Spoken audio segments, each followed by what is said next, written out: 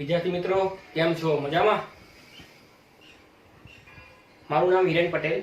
સ્વાગત છે તમારું મારી YouTube channel Hiren Patel concept of ફિઝિક્સની અંદર. આજે આપણે સ્ટાર્ટ કરવા જઈ રહ્યા છીએ ધોરણ 12 chapter number 2 electrostatic potential and capacitance, મતલબ કે સ્થિત વિદ્યુતસ્થિતિમાન અને કેપેસિટન્સ. રાઈટ. હવે આ ચેપ્ટર ચાલુ કરતા પહેલા આ ચેપ્ટરનો કન્સેપ્ટ ક્લિયર કરી લઈએ. રાઈટ. આ ચેપ્ટરને બે ભાગમાં વહેંચેલું છે. પહેલો ભાગ જે છે તે છે સ્થિત વિદ્યુતસ્થિતિમાન અને બીજો ભાગ જે છે તે કેપેસિટન્સ. રાઈટ. હવે પહેલા આપણે જો વાત કરીએ તો સ્થિત વિદ્યુતસ્થિતિમાન વિશે ચર્ચા કરીશું. એનો કન્સેપ્ટ થોડો ક્લિયર કરીએ. એના માટે આપણે પાછળનું થોડુંક યાદ કરીએ તો 11મા ધોરણમાં ચેપ્ટર નંબર 6, રાઈટ, કાર્ય, ઉર્જા અને પાવર યાદ જ હશે તમને. રાઈટ. તેની અંદર આપણે એવું કહેતા હતા કે જો મારે કોઈ પણ પદાર્થને કંઈક સ્થાનાંતર કરાવવું છે તો એના ઉપર તમારે કંઈક બળ આપવું પડે છે.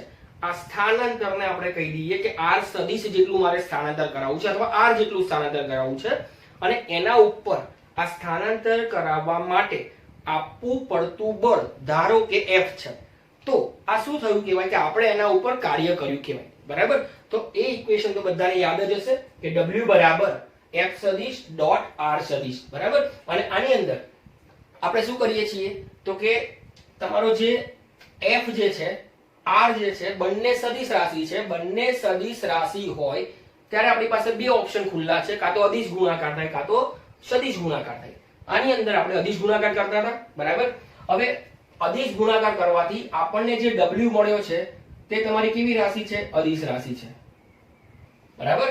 હવે આપણે જોવા જઈએ તો 12મા ધોરણનું પહેલું ચેપ્ટર, એની અંદર તમે બહુ બધી વસ્તુ ભણ્યા હશો. વિદ્યુત બળ ભણ્યા છો, વિદ્યુત ક્ષેત્ર ભણ્યા છો, વિદ્યુત ફ્લક્સ ભણ્યા છો, ગાઉસની ઉપયોગિતા ભણ્યા છો, ગાઉસનો નિયમ પણ ભણ્યા છો. રાઈટ. પછી ટોર્કની પણ ચર્ચા કરી હતી, પણ બધી જ ચર્ચા એક સીમિત હતી. સીમિત હતી મતલબ કે ત્યાં તમે વિદ્યુત ભારને ગતિ નહોતા કરાવતા. વિદ્યુત ભાર કેવા હતા? સ્થિર હતા. બરાબર. કુલમનો નિયમ પણ ભણ્યા, તેમાં પણ કેવા હતા? સ્થિર વિદ્યુત ભારો હતા. પણ ચેપ્ટર નંબર 2 ની અંદર આપણે વિદ્યુત ભારને દોડતા કરવાના છે અને ગતિ કરાવવાની છે. રાઈટ. તમે ગતિ કરાવવા માટે હું એવું કહું કે ધારો કે આપણે આ જ ઇક્વેશનને થોડુંક અલગ સ્વરૂપમાં લખીએ. જો હું એવું કહું કે કોઈ પણ પદાર્થ જે છે, કોઈ પણ પદાર્થને dr સદિશ જેટલું, એટલે કે સૂક્ષ્મ સ્થાનાંતર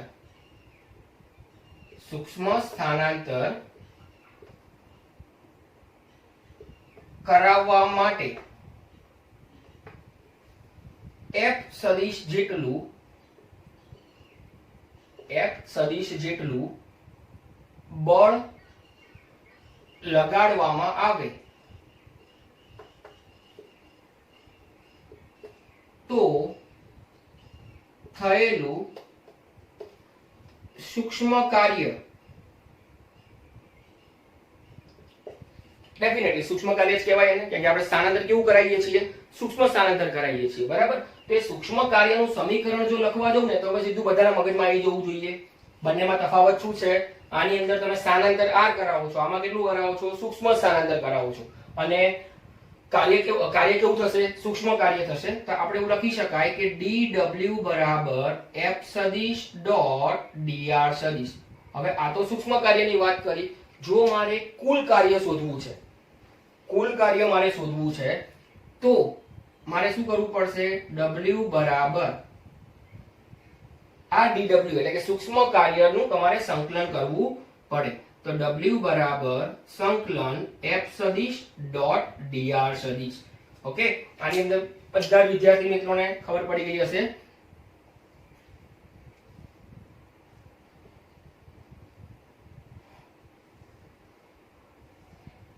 આપણે ઉપર એક વસ્તુ લખી કે ભાઈ પદાર્થને સ્થાનાંતર કરાવવું છે તો કંઈક બળ આપવું પડે અને કંઈક કાર્ય કરવું પડે. રાઈટ. બળ આપવાથી કંઈક કાર્ય થાય છે. તો આ જે પદાર્થ છે બીજું કશું જ નહીં. આ ચેપ્ટર માટે આ પદાર્થ કોણ? તો કે વિદ્યુત ભાર. બરાબર. તો કે આ પદાર્થ જે છે, આ પદાર્થ કોણ છે? આ પદાર્થ જે છે તમારો તે છે વિદ્યુત ભાર. હવે જો વિદ્યુત ભાર હોય પદાર્થ છે તેના પર બળ લાગશે, વિદ્યુત ભાર હોય તેના ઉપર શું લાગે, કયું બળ લાગે, બોલો ચલો જલ્દી ફટાફટ. એના ઉપર બળ લાગશે વિદ્યુત બળ. મતલબ કે સમીકરણ 2 ની અંદર F શું છે, વિદ્યુત બળ છે. હવે ચલો માઇન્ડ ને થોડુંક પાછળ લઈ જાઓ મતલબ કે ચેપ્ટર નંબર 1 ની અંદર લઈ જાઓ. બરાબર, ચેપ્ટર નંબર 1 ની અંદર તમે કંઈક આવું ભણેલા છો કે F સદિશ બરાબર Q ઇન્ટુ E સદિશ, બધાએ આ ભણેલું હશે. બરાબર, પણ આ Q શું છે, આ Q જે છે તમારો પરીક્ષણ વિદ્યુત ભાર છે. કયો વિદ્યુત ભાર છે, પરીક્ષણ વિદ્યુત ભાર છે. બરાબર, પરીક્ષણ વિદ્યુત ભારનો મતલબ એવો થાય કે જે વિદ્યુત ભાર પર મારે વિદ્યુત ક્ષેત્રનું મૂલ્ય શોધવું છે તેને આપણે શું કહીએ છીએ, પરીક્ષણ વિદ્યુત ભાર કહીએ છીએ. બરાબર, તો આને સિમ્પલ હું અહીંયા ખાલી મૂકી દઉં છું અને અહીંયા Q નહીં મૂકું, અહીંયા હું લખીશ પરીક્ષણ વિદ્યુત ભાર. બરાબર, એટલે તમને વધારે ક્લિયર થાય. ચલો હવે આપણે લખીએ છીએ કે W બરાબર સંકલન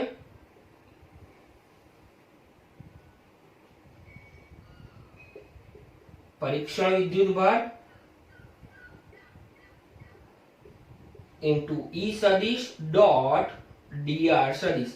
બંને સમીકરણમાં શું તફાવત છે, આ સમીકરણની અંદર આપણે F સદિશની જગ્યાએ પરીક્ષણ વિદ્યુત ભાર ગુણ્યા E સદિશ મૂકી દીધો છે. તો આ તમારું જે સમીકરણ થયું, આ તમારે આ ચેપ્ટરની અંદર બહુ જ કામમાં આવશે એવું કહી શકાય.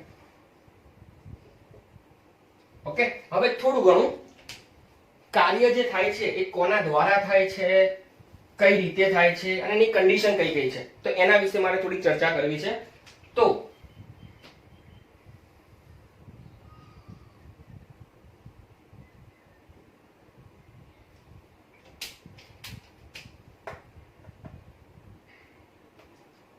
ચલો આની અંદર હું કહીશ, આપણે જે ચર્ચા અત્યારે કરવા જઈ રહ્યા છીએ તે ચર્ચા છે કાર્યની. બરાબર, આને આપણે એવું કહી શકાય કે આપણું એક પ્રકારનું લોજિક. ચલો પહેલી જ હું વાત કરું છું કે ધારો કે અહીંયા પ્લસ Q1 છે, સમજો ખાસ, આ તમારો પ્લસ Q1 વિદ્યુત ભાર છે. જો પ્લસ Q1 વિદ્યુત ભાર હોય તો આના લીધે જે વિદ્યુત ક્ષેત્ર ઉત્પન્ન થશે તેની દિશા કેવી હશે, બહાર તરફની દિશા હશે. જો પ્લસ Q1 હોય તો વિદ્યુત ક્ષેત્ર કેવું હશે, બહાર તરફનું હશે. બરાબર, તૂટક રેખાઓ પણ આપણે આકૃતિમાં જોઈ શકીએ છીએ. તૂટક રેખાઓ શું દર્શાવે છે કે વિદ્યુત ક્ષેત્રનું મૂલ્ય એનું વધે છે અથવા ઘટે છે. બરાબર, આ તમારી પાસે વિદ્યુત ક્ષેત્રની રેખાઓ છે. બરાબર, Q1 ના લીધે ઉત્પન્ન થયેલી. તો આપણે એવું કહી શકાય કે ભાઈ આ Q1 જે છે એ શું છે, પ્રાપ્તિ સ્થાન છે. કેમ, તો કે પ્રાપ્તિ સ્થાનનો મતલબ શું થાય, જે વિદ્યુત ભારના લીધે વિદ્યુત ક્ષેત્ર ઉત્પન્ન થાય તેને આપણે કહીએ છીએ પ્રાપ્તિ સ્થાન. રાઈટ, હવે અહીંયા હું બીજો એક સરસ મજાનો વિદ્યુત ભાર મૂકી દઉં જે કેવો છે, ધન છે, Q2. બરાબર, તો Q2 તમારો શું છે, પરીક્ષણ વિદ્યુત ભાર. કેમ કે આપણે Q2 આગળ વિદ્યુત ક્ષેત્રની ચર્ચા કરવી છે. બરાબર, હવે આની અંદર તમે તરત જ કહેશો કે Q2 વિદ્યુત ભાર ક્યાં જવો જોઈએ.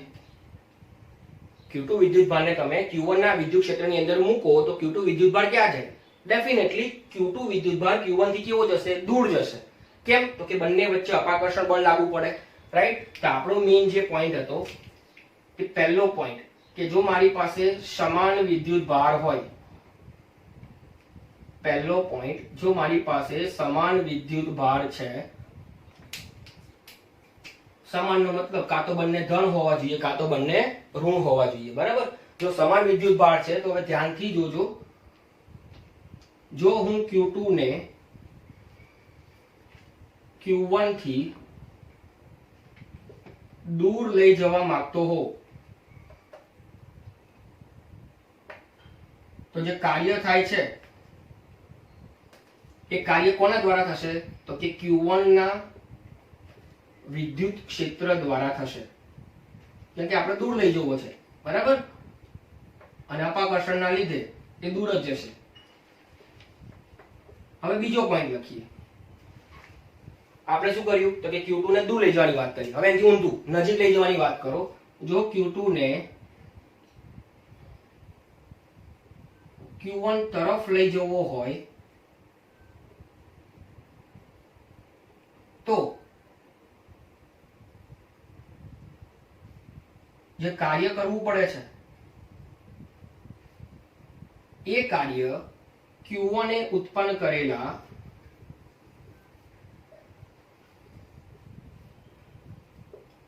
વિદ્યુત ક્ષેત્રની Q1 એ ઉત્પન્ન કરેલા વિદ્યુત ક્ષેત્રની વિરુદ્ધ દિશામાં કરવું પડે છે.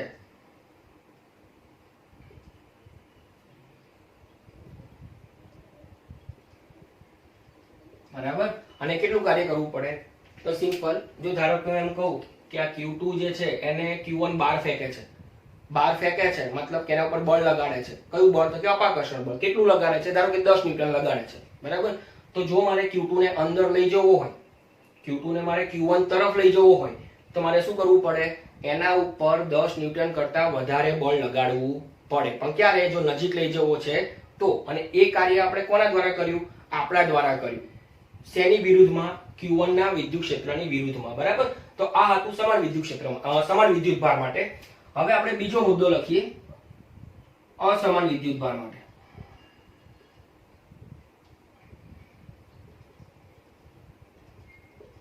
જો અસમાન વિદ્યુત ભારની ચર્ચા કરીએ તો આમાં પહેલો મુદ્દો, Q2 ને Q1 થી દૂર લઈ જવા માટે, Q1 ને Q2 થી દૂર લઈ જવા માટે કરવું પડતું કાર્ય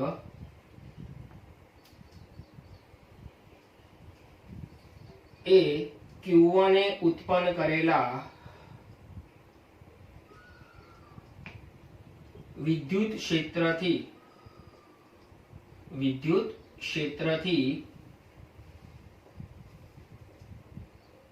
વિરુદ્ધ દિશામાં કરવું પડતું કાર્ય છે. અને બીજો પોઈન્ટ કે Q2 ને Q1 તરફ લઈ જવા માટે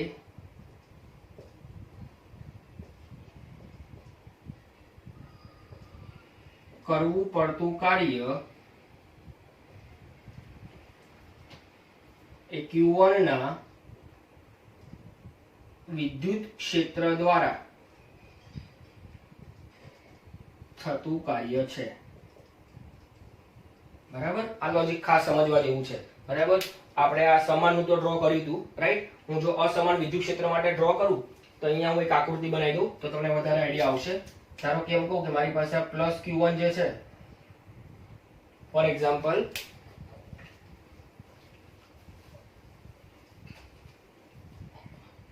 અહીંયા હું બાજુમાં એક આકૃતિ બનાવી દઉં.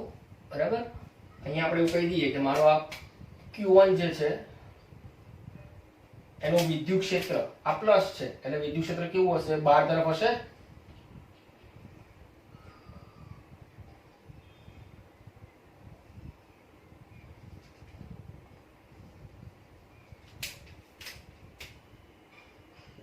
આ Q1 અને આપણે જે Q2 ને ફેરવવાની વાત કરીએ છીએ, કે એક જગ્યાએથી બીજી જગ્યાએ, ધારો કે આ ધન લઈ લો.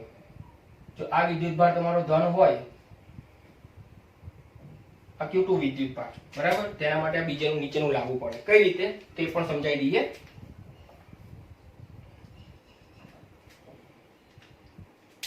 અહીંયા પહેલા આપણે સ્પેસિફાઈ કરી દઈએ કે Q1 જે છે તે તમારું પ્રાપ્તિ સ્થાન છે અને Q2 જે છે તે તમારો પરીક્ષણ વિદ્યુત ભાર છે. Q2 જે છે તે તમારો પરીક્ષણ વિદ્યુત ભાર છે. બરાબર.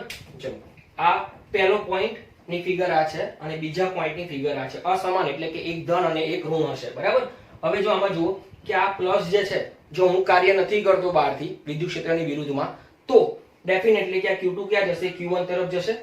કેમ? તો કે Q1 એ જે વિદ્યુત ક્ષેત્ર ઉત્પન્ન કર્યું છે એ વિદ્યુત ક્ષેત્રના લીધે Q2 Q1 તરફ આકર્ષાય છે, રાઈટ. તેના માટે Q2 ને Q1 તરફ લઈ જવું હોય તો જે કાર્ય થાય છે એ કોણ કરે છે? તો કે Q1 નું વિદ્યુત ક્ષેત્ર કરે છે, રાઈટ. એનાથી ઊંધું વિચારો, મારે આ Q2 ને Q1 થી દૂર લઈ જવો છે તો શું કરવું પડશે? અપાકર્ષણની વિરુદ્ધમાં કંઈક કાર્ય કરવું પડશે, જે તમે આ પોઈન્ટની અંદર જોઈ શકો છો. બરાબર, તો તમારું જે અડધો પોર્શન જે છે ચેપ્ટરનો એ આના ઉપર જ છે.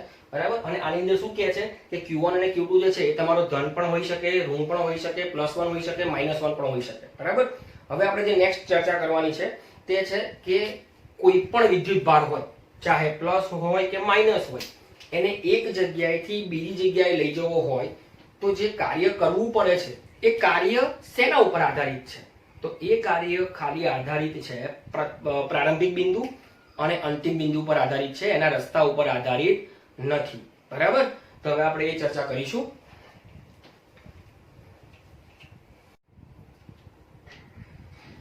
આપણે આગળ જે મુજબ ચર્ચા કરી કે ભાઈ તમારી પાસે સૂક્ષ્મ કાર્ય અથવા કાર્યનું સમીકરણ કયું આવશે? તો કે સંકલન પરીક્ષણ વિદ્યુતભાર E સદિશ ડોટ dr સદિશ. હવે આપણી જે નેક્સ્ટ થિયરી છે એ થિયરીમાં શું છે? તો કે કોઈ પણ વિદ્યુતભાર હોય, ચાહે ધન હોય કે ઋણ હોય, એને એક સ્થાનથી બીજા સ્થાન પર લઈ જવો હોય તો જે કાર્ય કરવું પડે છે એ કાર્ય એ રસ્તા ઉપર આધાર રાખતું નથી, એને કયા રસ્તે લઈ જાવ એના ઉપર આધાર રાખતું નથી, પણ એ કાર્ય શેના ઉપર આધાર રાખે છે? તો કે પ્રારંભિક બિંદુ, મતલબ એ વિદ્યુતભારે પરીક્ષણ વિદ્યુતભારે જ્યાંથી શરૂઆત કરી હતી તે બિંદુ અને પૂરું ક્યાં કરે છે, મતલબ કે અંતિમ બિંદુ, આ બંને ઉપર આધાર રાખે છે. તો આપણે અહીંયા સાબિત કરવાનું છે. અહીંયા તમે આકૃતિમાં જોઈ શકો છો કે XY યામાક્ષ પદ્ધતિની અંદર આપણી પાસે ઉગમ બિંદુ O ઉપર +Q વિદ્યુતભાર મૂકેલો છે. આ +Q વિદ્યુતભાર જે છે એ તમારો પ્રાપ્તિ સ્થાન છે. આ પ્રાપ્તિ સ્થાન ધન હોવાના લીધે આના લીધે ઉત્પન્ન થતું વિદ્યુત ક્ષેત્ર ત્રિજ્યાવર્તી દિશામાં હશે. બરાબર, કઈ દિશામાં હશે? ત્રિજ્યાવર્તી દિશામાં, અને બહાર તરફ નીકળતું હશે. ઓકે, હવે આપણે એવું ગણીએ કે મારી પાસે A અને B આ બે બિંદુ જાણીતા છે. સમજો ખાસ ધ્યાનથી, તમારી પાસે બે બિંદુ જાણીતા છે. +1 કુલમ વિદ્યુતભાર એ તમારો કયો છે? પરીક્ષણ વિદ્યુતભાર છે, અને +1 ની એટલી ખબર છે, મેં એવું કીધું છે ભાઈ કે તારે એ બિંદુથી શરૂઆત કરવાની અને પહોંચવાનું છે ક્યાં? B. પણ મેં એને રસ્તો કીધો નથી. એને ચેક કર્યું અને એને જોયું કે ભાઈ મારી પાસે બે રસ્તા છે જવા માટે. એક રસ્તો કયો છે? A થી C, C થી B, અને બીજો રસ્તો એને નક્કી કર્યો કે A થી D અને D થી B. બરાબર, મતલબ કે આપણે વિદ્યુતભારને શું કીધું કે તારે શરૂઆત A થી કરવાની, પહોંચવાનું ક્યાં? B ઉપર. મતલબ પ્રારંભિક બિંદુ અને અંતિમ બિંદુ આપણે એને આપી દીધા છે. રસ્તો એને જે પસંદ કરવો હોય કરે. એને રસ્તા જોયા બધા, રસ્તામાં એને બે રસ્તા જોવા મળ્યા. પહેલો રસ્તો જોવા મળ્યો A થી C, C થી B, અને બીજો રસ્તો જોવા મળ્યો A થી D અને D થી B. બરાબર, હવે અહીંયા તમે જોઈ શકો છો કે OA સદિશ બરાબર RA સદિશ, OB સદિશ બરાબર RB સદિશ, OC સદિશ બરાબર RC સદિશ, અને OD સદિશ બરાબર RD સદિશ, અને એના મૂલ્યો આપણે અહીંયા લખેલા છે. આકૃતિ ઉપરથી આપણે એવું જજ કરી શકીએ કે RC અંતર અને RA અંતર બંને સરખા હશે, RD અંતર અને RB અંતર બંને સરખા હશે. આ જે કેસ આપણે કન્સિડર કર્યો છે, આ કેસની અંદર આપણે એવું કહી શકાય કે +Q પ્રાપ્તિ સ્થાન છે અને +1 કુલમ, +1 કુલમ એ તમારો પરીક્ષણ વિદ્યુતભાર છે. બરાબર, હવે તો આપણી પાસે જે સમીકરણ છે W નું, એ W ના સમીકરણની વાત કરીએ તો W ના સમીકરણમાં ઇક્વેશન કયું હતું? તો કે સંકલન પરીક્ષણ વિદ્યુતભાર ગુણ્યા E સદિશ ડોટ dr સદિશ. બરાબર, હવે આની અંદર પરીક્ષણ કેટલો છે? બોલો ફટાફટ. પરીક્ષણ છે તમારો +1 કુલમ વિદ્યુતભાર છે, રાઈટ? તો તમારું જે કાર્યનું સમીકરણ આવશે એ કાર્યનું સમીકરણ જો હું અહીંયા લખું તો કાર્યનું સમીકરણ W બરાબર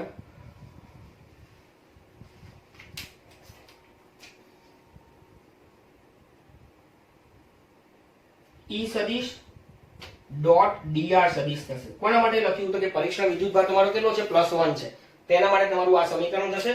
બરાબર, હવે આપણે આગળ જોઈએ તો વિદ્યુતભારને ગતિ કરવા માટે તમારી પાસે બે રસ્તાઓ છે. વિદ્યુતભારે નક્કી કર્યા છે કે મારે આ બે રસ્તે થઈને જવું છે. બરાબર, તેમાં આપણે પહેલા રસ્તાની વાત કરીએ.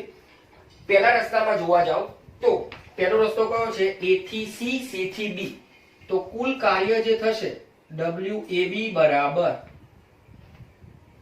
WAC plus WCB. મતલબ કે A થી C જવા માટે થતું કાર્ય વત્તા C થી B જવા માટે થતું કાર્ય. હવે WAC બરાબર જો હું લખીશ તો E સદિશ ડોટ ડીઆર સદિશ, આની અંદર ઈ સદિશ ડોટ ડીઆર સદિશ, બરાબર. હવે સંકલન હોય તો સંકલનમાં આપણને ખબર છે કે જે ડી વાળો ભાગ હશે ને એની તમારે લિમિટ લખવી પડે, અપર લિમિટ અને લોઅર લિમિટ, બરાબર. તો આમાં ડી વાળો ભાગ કયો છે? ડીઆર, મતલબ કે અંતર.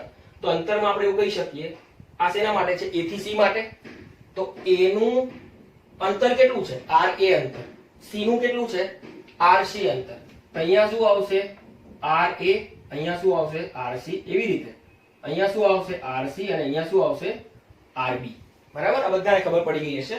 હવે બીજું તો આપણે અહીંયા સાઈડમાં સરસ મજાનું લખી દઈએ કે આપણી પાસે વિદ્યુત ક્ષેત્રનું ઇક્વેશન E બરાબર શું લખાય? કે ક્યુ ભાગ્યા આર સ્ક્વેર. આ જનરલ ઇક્વેશન છે, બરાબર. અહીંયા ક્યુ તમારો પ્રાપ્તિ સ્થાન છે એટલા માટે. ચલો હવે અહીંયા કયો ગુણાકાર આવ્યો? અદિશ ગુણાકાર આવ્યો. અદિશ ગુણાકાર આવ્યો તો એ સદિશ ડોટ બી સદિશ શું થાય? એ બી કોસ થીટા. જ્યાં થીટા શું છે? એ અને બી વચ્ચેનો ખૂણો, બરાબર. તો ચલો હવે આગળ વધીએ. WAB બરાબર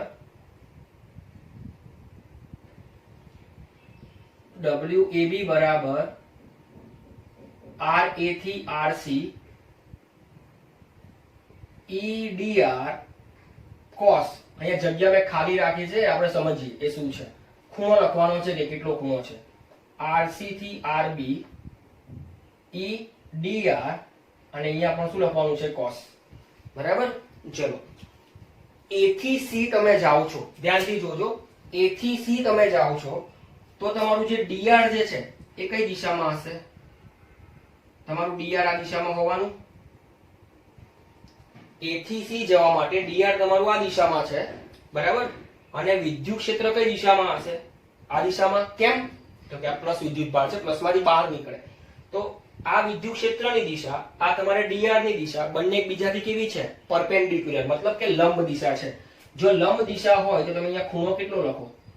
90, બરાબર. બીજામાં જુઓ, બીજું શું છે? તો કે C થી B. જો C થી B જઈએ તો તમારો dr કઈ દિશામાં આવે? dr તમારો આ દિશામાં આવે, રાઈટ. વિદ્યુત ક્ષેત્ર કઈ દિશામાં આવે? C થી B માટે એ પણ આ દિશામાં આવશે, કે પ્લસમાંથી બહાર નીકળવું. તો વિદ્યુત ક્ષેત્ર અને dr બંનેની દિશા કેવી આવી? સરખી. જો બંનેની દિશા સરખી આવે છે તો તમારો ખૂણો અહીંયા કયો આવશે? 0, રાઈટ. હવે cos 90, cos 90 કેટલો જવાબ આવે? બધાને ખબર હોવી જોઈએ. cos 90 કેટલો થશે? 0, અને cos 0 કેટલું થાય? 1, રાઈટ. મતલબ કે તમારું આ જે પદ છે પહેલું પદ, એ તમારું આખું પદ શું થઈ જશે? કેન્સલ. કેમ કેન્સલ? 0 છે એટલા માટે, બરાબર. આપણે બીજું પદ લખીએ તો WAB બરાબર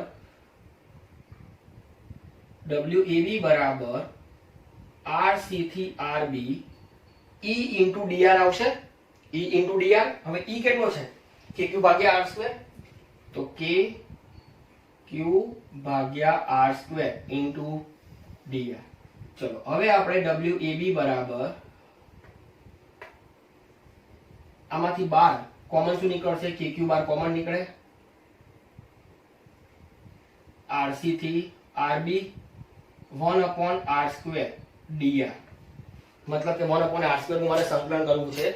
અહીંયા સાઈડમાં જોજો, આપણે એક નાની અમથી જગ્યા લઈને એનું પણ કરી દઈએ છીએ કે સંકલન કઈ રીતે થાય.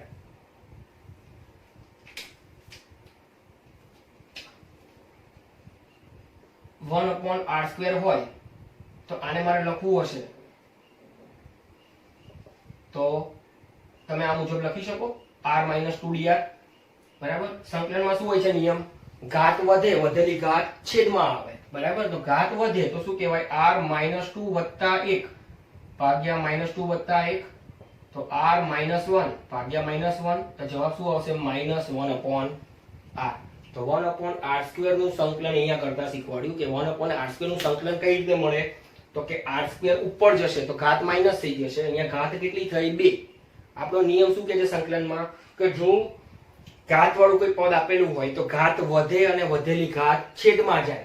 ઘાત વધે મતલબ -2 + 1 અને છેદમાં શું આવશે, જે ઘાત વધી હતી એ જ ઘાત, એટલે કે -2 + 1, તો જવાબ કેટલો આવે છે -1/r. હવે આપણે શું કરીએ અહીંયા, તો WAB બરાબર KQ 1/r, પણ કેવો છે, માઇનસ છે, જોજો ધ્યાનથી, આ કેવો છે, માઇનસ છે, માઇનસ છે તો માઇનસ અહીંયા લખી નાખું, ચાલે ને. હવે આપણે શું કરવાનું છે, તો કે અપર લિમિટ અને લોઅર લિમિટ મૂકવાની. પહેલા કઈ મૂકો છો તમે, અપર લિમિટ, અને પછી લોઅર લિમિટ, એટલે કે 1/rb માઇનસ 1/rc. આ માઇનસ ને ફટાફટ અંદર મોકલી દો, તો માઇનસ ને તમે અંદર મોકલી દેશો તો WAB બરાબર KQ 1/rc માઇનસ 1/rb. હવે ધ્યાન એ રાખવાનું કે આપણે વિદ્યુતભારને શું કીધું હતું કે ભાઈ તારે શરૂઆત ક્યાંથી કરવાની છે, એ બિંદુથી કરવાની છે, પહોંચવાનું છે ક્યાં, બી. મતલબ કે એ અને બી, આ બે આપણે એને ઓપ્શન આપ્યા હતા કે આ બે તારે કરવાનું છે. પ્રારંભિક એ હોવું જોઈએ, અંતિમ બી હોવું જોઈએ. પણ વિદ્યુતભારે પસંદ કર્યો રસ્તો, એ રસ્તાની અંદર વચ્ચે તમારું બિંદુ કયું આવ્યું, સી બિંદુ આવ્યું, રાઈટ. તો આપણે શું કરવું પડે, એ અને બી જાણીતા હતા, સી અને ડી તો કોણે પસંદ કર્યા, વિદ્યુતભારે. તો આપણે સી આવે અથવા ડી આવે, એને શેમાં ફેરવાનો ટ્રાય કરવાનો, એ અને બી ની અંદર, બરાબર. જો હું એ અને બી ની અંદર ફેરવાનો ટ્રાય કરું તો WAB બરાબર KQ, RC ની જગ્યાએ શું લખાશે, RA, તો 1/RA માઇનસ 1/RB. આ તમારું એક રસ્તા માટેનું સમીકરણ મને મળ્યું. કયો રસ્તો છે આની અંદર, તો કે આ રસ્તો જે છે તે A, C અને B વાળો રસ્તો છે. આને સમીકરણ નંબર આપણે 2 કહી દઈએ, બરાબર. વિડીયોને પોઝ કરીને તમારે લખવું હોય તો લખી શકો છો. હવે એના પછી આપણે બીજો રસ્તો લેવાનો છે, બરાબર. હવે બીજો રસ્તો કયો છે મારો, ADB, બરાબર. તો ફટાફટ હવે બીજો રસ્તો આપણે સિલેક્ટ કરીએ. બીજા રસ્તાની અંદર જો હું વાત કરું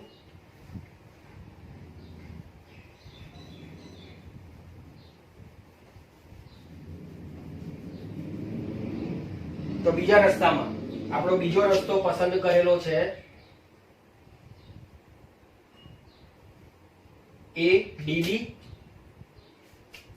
તો અહીંયા વચ્ચે બિંદુ કયું આવશે, A થી D નું કાર્ય અને D થી B નું કાર્ય, બરાબર. સમીકરણ તમે જોઈ શકો છો, સરસ મજાના બોર્ડ ઉપર લખેલા જ છે આપણે, બરાબર. બીજો રસ્તો જે છે તે છે કયો મારો, ADB, મતલબ કે +1 કુલમ વિદ્યુત ભાર પસંદ કરે છે A થી D ને D થી B જવા માટે. તો મારે શું કરવું પડશે, આ બંને કાર્ય શોધવા પડશે, બંનેનો સરવાળો કરવો પડશે, તો મને ટોટલ કાર્યનું સમીકરણ મળે, બરાબર. હવે આમાં થોડા ઓછા સ્ટેપ લખીશું આપણે, કે તમારો કન્સેપ્ટ ક્લિયર થઈ ગયો હશે. હવે જો આની અંદર હું લખવા જાઉં તો RA RD EDR cos વત્તા RD RB EDR cos. ચલો ફટાફટ બતાવો કે A થી D માટે ખૂણો કેટલો આવે. A થી D જવું હોય તો સ્થાનાંતર ક્યાં થાય, આ દિશામાં થાય. વિદ્યુત ક્ષેત્ર ક્યાં આવશે, બહાર નીકળતું, એ પણ એક દિશામાં, તો બંને વચ્ચે ખૂણો કેટલો આવે, 0. D થી B જવા માટે સ્થાનાંતર તમારું થાય છે આ દિશામાં, બરાબર. તો આ તમારું A થી D માટે હતું અને આ D થી B માટે છે, તો ત્યાં તમારે ખૂણો કેટલો આવશે, બોલો ચલો ફટાફટ, કેટલો આવશે, 90. યસ. હવે cos 90 કેટલું થાય, cos 90 તમારું કેટલું થાય, 0, બરાબર છે. જો આ તમારું 0 થાય છે તો આ તમારું કેટલું થવું જોઈએ, 1, બરાબર. હવે તો પદ કયું કેન્સલ થાય, તમારું આ પદ તમારું કેન્સલ થાય. હવે આપણે કાર્ય WAB બરાબર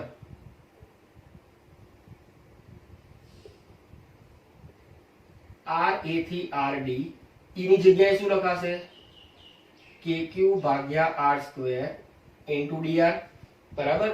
KQ ને બહાર કાઢીએ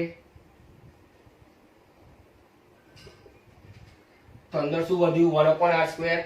તો 1/r² નું સંકલન કેટલું થાય, -1/r. આ જ વસ્તુ પાછી સેમ આવી, -1/r RA થી RD.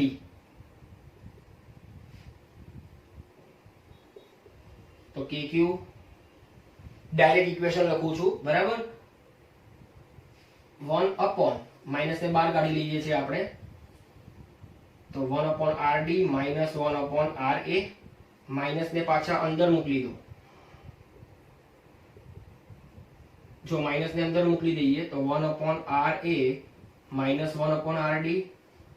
હવે પાછો અહીંયા D આવી ગયો. આપણે શું કીધું કે D અને C જોતા નથી, આપણે કમ્પલસરી A અને B જોઈએ છીએ. તો શું કરવું પડશે? તો કે WAB બરાબર KQ 1 upon RA minus 1 upon RB. આ તમારું જે થયું તે સમીકરણ નંબર 3. સમીકરણ 2 જુઓ તો ફટાફટ. સમીકરણ 2 કયું હતું? યસ, તમે એવું કહેશો કે સાહેબ સેમ સમીકરણ મળ્યું. તેમાં પણ કાર્યનું સમીકરણ આ જ હતું અને આમાં પણ સેમ મળ્યું. મતલબ કે તમે રસ્તો બદલો છો તો કાર્યમાં કોઈ ફેરફાર આવતો નથી. પણ ફેરફાર શેમાં આવે છે? તમે અહીંયા જુઓ કે શેના ઉપર આધારિત છે? RA અને RB ઉપર આધારિત છે, બરાબર. હવે આમાં એક નાની અમથી વસ્તુ મારે કહેવી છે. આ +1 કુલમ જે છે, જો A થી B તરફ જતો હોય તો એ +Q થી દૂર જાય છે કે નજીક આવે છે? જુઓ તો ધ્યાનથી. +1 કુલમ વિદ્યુતભાર જે છે એ જો A થી B તરફ જતો હોય તો +Q થી નજીક આવે છે કે દૂર જાય છે? શું થાય છે? દૂર જાય છે. દૂર જાય છે. એક્ચ્યુઅલમાં એ દૂર જવો જોઈએ કે ના જવો જોઈએ? જવો જોઈએ. કેમ? તો કે બંને ધન છે, બંને સમાન છે. જો સમાન વિદ્યુતભાર હોય તો દૂર જતું હોય તે કાર્ય કોણે કર્યું કહેવાય? પ્રાપ્તિ સ્થાનના વિદ્યુત ક્ષેત્રએ કર્યું કહેવાય. તો અહીંયા આપણે લખી શકીએ છીએ આપણું આ વાક્ય તો સાબિત થઈ ગયું, બરાબર, કે અંતિમ પ્રારંભિક બિંદુ અને અંતિમ બિંદુ પર આધારિત છે. પણ આની જગ્યાએ હવે હું જો અહીંયા એવું એક સરસ મજાનું સેન્ટેન્સ લખી દઈશ કે આ જે કાર્ય થયું ને, આ કાર્ય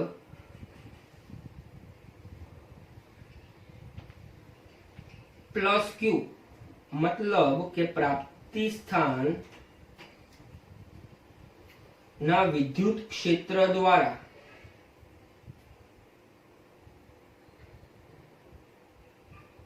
થયેલ કાર્ય છે, બરાબર. હવે તમે એવું કહો કે સાહેબ આપણે અહીંયા +1 નથી લેવું, આપણે અહીંયા +1 નથી લેવું, આપણે લેવો છે +Q, +q તો લઈ શકાય. જો +q લેવો હોય તો સાંભળજો, આખા સમીકરણમાં આપણે જોવા જઈએ તો કાર્યનું જે સમીકરણ આપણે લીધું હતું, આ જે સમીકરણ, આમાં પરીક્ષણ વિદ્યુતભાર કેટલો હતો? +1 હતો. પણ જો હું એમ કહું કે મારે પરીક્ષણ વિદ્યુતભાર +q છે, +q છે, તો અહીંયા ગુણાકારમાં શું લેવું પડે? q લેવું પડે. અહીંયા q લઈએ તો બધા જ સમીકરણમાં q ગુણાશે. જો બધામાં q ગુણાય તો આ સમીકરણમાં શું આવે? Q q. બે વિદ્યુતભાર આવશે, બરાબર. તો આ જે કાર્ય થયું તમારું તે કોના દ્વારા છે? તો કે +Q એ ઉત્પન્ન કરેલા વિદ્યુત ક્ષેત્ર દ્વારા થયેલું કાર્ય છે, બરાબર. એટલે આને મારે જો જનરલ ફોર્મમાં લખવું હોય તો WAB બરાબર E સદિશ .dr સદિશ આ મુજબ લખી શકાય છે, બરાબર. હવે આના પછી આપણે નાનું અમથું થોડુંક જોવું છે, બરાબર. એ નાના અમથાની અંદર તમે જોશો તો થોડુંક કન્સેપ્ટ જેવું. આપણે જે આગળ વાત કરી કે નાના અમથાનું જે કહેતા હતા કે આપણે શું કરવાનું છે એક્ઝેક્ટલી, બરાબર. તેના માટે 4 મેઇન પોઈન્ટ કે જેના માટે આપણે ચેપ્ટર જે છે તમારું અડધું ચેપ્ટર પૂરું થઈ જશે, બરાબર. આ 4 પોઈન્ટ સમજશો ને તો, બરાબર. થિયરી તો ભણવી જ પડશે પણ આ 4 ઉપરથી તમને કન્સેપ્ટ ક્લિયર થઈ જશે. હવે કયા 4 પોઈન્ટ? આ પહેલું ઇક્વેશન જે લખ્યું છે એ તો આપણે અહીંયા ડિરાઈવ કરેલું જ છે, બરાબર. એ ઇક્વેશન શેના માટે છે? કે જો મારી પાસે Q1 ને આપણે પરીક્ષણ કહી દઈએ, Q2 ને પ્રાપ્તિ સ્થાન કહી દઉં. જો પરીક્ષણ વિદ્યુતભાર +1 કુલમ લઉં છું તો આ વિદ્યુતભારને એક બિંદુથી બીજા બિંદુ તરફ, મતલબ કે +Q2 થી દૂર લઈ જવો છે, તો તમારે શું કરવું પડશે? જે કાર્ય કરવું પડે છે, કાર્ય કોણ કરે છે? તો કે Q1 નું વિદ્યુત ક્ષેત્ર કરે છે, બરાબર. કેમ? તો કે બંને વચ્ચે અપાકર્ષણ લાગે એટલા માટે. તેનું સમીકરણ આપણે અહીંયા લખ્યું છે, W બરાબર E સદિશ .dr સદિશ. હવે આ સમીકરણ અને આ સમીકરણ બંને સરખા છે. ધ્યાનથી સમજજો ડિફરન્સ શું છે. આમાં આપણે કોને લઈ જતા હતા? +1 ને ક્યાં લઈ જતા હતા? Q2 થી દૂર લઈ જતા હતા. આમાં કોને લઈ જવાનો છે? પ્લસ Q1 ને લઈ જવાનો છે. ક્યાં લઈ જવાનો છે? Q2 થી દૂર. બંને વસ્તુ છે તો સેમ જ. બંનેમાં કાર્ય કોણ કરશે? પરીક્ષણ વિદ્યુતભાર જ કરે છે. પરીક્ષણ વિદ્યુતભારનું જે વિદ્યુત ક્ષેત્ર છે એ જ કાર્ય કરે છે, બરાબર? તો સિમ્પલ શું કરવાનું? આની જોડે ગુણાકારમાં શું લાવી દેવાનું? Q1 લાવી દેવાનું. આમાં ગુણાકારમાં કેટલો હતો? +1 હતો. આમાં ગુણાકારમાં કેટલો લાવવાનો? +Q1. હવે આનાથી ઊંધું વિચારો. ઊંધું મતલબ તમારું જે પહેલું જે છે એમાં શું હતું? તમે Q2 થી દૂર લઈ જાઓ છો. કોને? Q1 ને. પણ જો મારે Q1 ને Q2 તરફ લઈ જવો હોય, Q1 ને Q2 તરફ લઈ જવો છે તો મારે શું કરવું પડશે? જે કાર્ય કરવું પડે છે એ કાર્ય Q1 ના વિદ્યુત ક્ષેત્રની વિરુદ્ધ દિશામાં કરવું પડે છે. તો અહીંયા શું આવશે? માઇનસ સાઇન આવશે. પછી આ બંને પણ સિમિલર. તમે હોશિયાર જ છો તો આટલું જાતે કરી શકો છો, બરાબર? આ આપણો આજનો લેક્ચર પૂરો થયો. પ્રસ્તાવનાનો ઇન્ટ્રોડક્શન એવું કહી શકાય કે આ એક લોજિક છે આ ચેપ્ટરનું. તમને જો મારો વિડીયો પસંદ આવ્યો હોય, તમને મારો વિડીયો ગમ્યો હોય તો ડેફિનેટલી તમે શેર કરી શકો છો, લાઈક કરી શકો છો. અને શેર તો ખાસ કરજો એટલા માટે કે અત્યારે કોવિડ-19 ની સિચ્યુએશનની અંદર પ્રોબ્લેમ શું છે કે ઘણા સ્ટુડન્ટ એવા છે કે જેને ભણવું છે પણ ભણી શકતા નથી. અને ફિઝિક્સ સબ્જેક્ટ બહુ ઈઝી છે, બરાબર? તો આ વિડીયો તમે ધ્યાનથી જોજો તો સમજવાનું કે આ અડધું ચેપ્ટર તમારું કમ્પ્લીટ પૂરું થઈ જશે. Okay, thank you so much.